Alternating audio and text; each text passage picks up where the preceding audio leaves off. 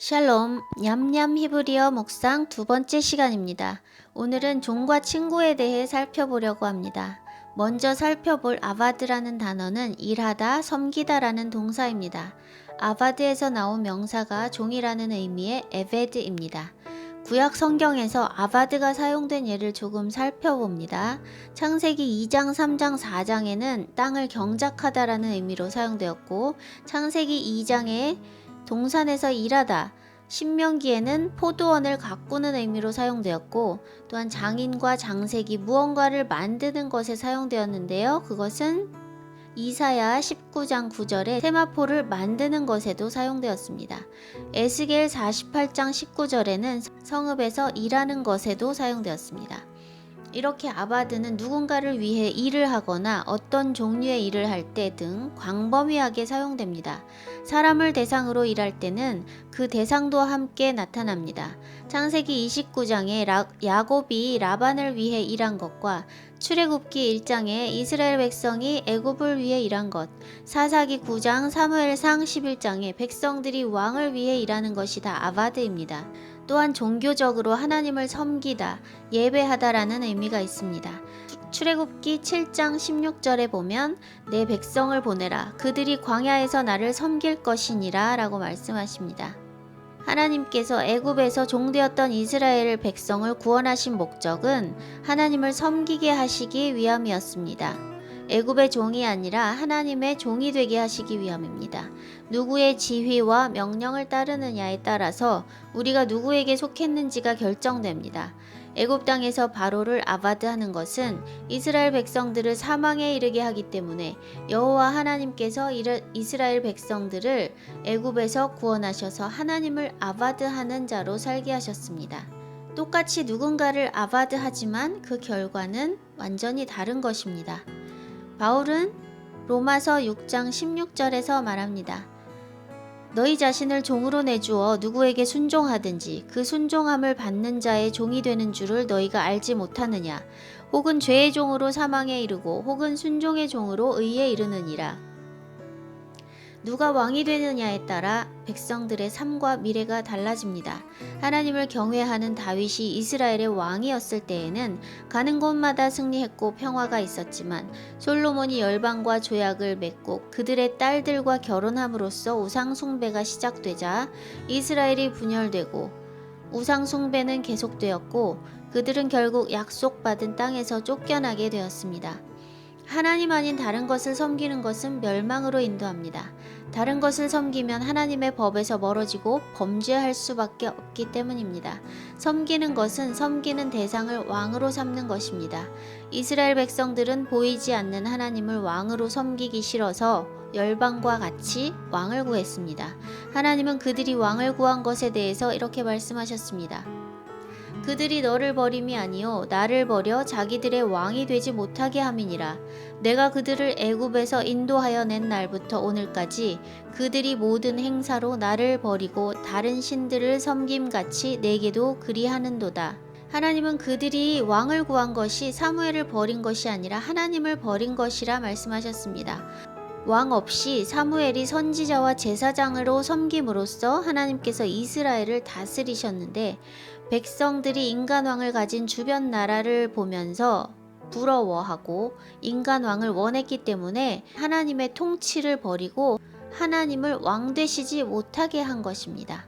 사람을 섬기든 다른 종교와 사상이나 일이나 쾌락이나 자기 자신을 섬기든 대상은 달라 보이지만 하나님을 섬기지 않을 때 결국은 다 사단의 종이 되는 것입니다. 다른 것을 섬길 때는 말 그대로 종으로 살 수밖에 없지만 하나님을 왕으로 삼고 하나님을 섬길 때 우리는 종이 아니라 하나님의 친구가 됩니다. 하나님께서 내 종이라 칭하신 경우를 살펴보겠습니다. 하나님께서 나의 종, my servant라고 말씀하실 때 그 말에 해당하는 것이 아브디입니다. 창세기 26장 24절에 내 종 아브라함 아브디, 민수기 12장 7절에 내 종 모세, 아브디 모셰, 사무엘하 7장 5절에 내 종 다윗, 엘 아브디 엘 다비드, 열왕기 하에서도 내 종 다윗이 나타나고요. 이사야 20장 3절에 나의 종 이사야, 아브디 예샤야후, 이사야 41장 8절 그러나 나의 종 너 이스라엘아, 아따 이스라엘 압디. 하나님께서 직접 나의 종이라고 칭하셨던 경우는 대부분 아브라함, 모세, 다윗, 이스라엘, 이사야, 선지자들 등입니다. 그 외에도 가끔 나타나지만 앞서 언급한 경우는 반복적으로 나타납니다. 그런데 하나님의 종으로서 하나님을 섬길 때 다른 어떤 대상을 섬길 때와는 차이점이 있습니다. 하나님은 종 취급하지 않으신다는 것입니다. 첫 번째로 하나님은 선택하시고 기름 부으십니다. 시편 89편에 내가 내 종 다윗을 찾아 나의 거룩한 기름으로 부었도다. 하나님께서 왕 삼으시고 종으로 삼으시기 위해서 다윗을 친히 찾으셨습니다. 이사야 42장 1절에 내가 붙드는 나의 종, 내 마음에 기뻐하는 나의 택한 사람을 보라. 택했다고 말씀하십니다. 이사야 41장 8절 나의 종 너 이스라엘아 나의 택한 야곱아. 이사야 43장 10절 너희는 나의 증인 나의 종으로 택함을 입었나니. 왕, 제사장, 선지자는 하나님의 종들입니다. 하나님께서 찾아내셔서 택하시고 기름 부어 사용하십니다. 앞서 하나님께서 나의 종이라 칭하신 사람들은 선지자, 제사장, 왕, 증인으로 선택받은 사람들이었습니다. 하나님은 종을 존귀하게 높이십니다. 세상의 어떤 지위보다도 영광스러운 부르심이 하나님의 종으로 부름받는 것입니다. 시편 105편과 역대상 16장에 같은 말씀이 나오는데요. 나의 기름 부은 자를 만지지 말며 나의 선지자를 상하지 말라 하셨도다. 요즘 말로 하면 건드리지 마 라는 말이죠. 건드렸다간 큰 봉변 당하게 되는 것입니다. 하나님께서 가만히 안 계신다는 것입니다. 창세기 12장에 20장에 보면 아브라함을 위해서 하나님께서 행하신 일이 나타납니다. 여호와께서 아브라함의 아내 사레의 연고로 바로와 그 집에 큰 재앙을 내리신지라. 20장에는 그랄 왕 아비멜렉의 꿈에 나타나셔서 하신 말씀입니다. 이제 그 사람의 아내를 돌려보내라. 그는 선지자라.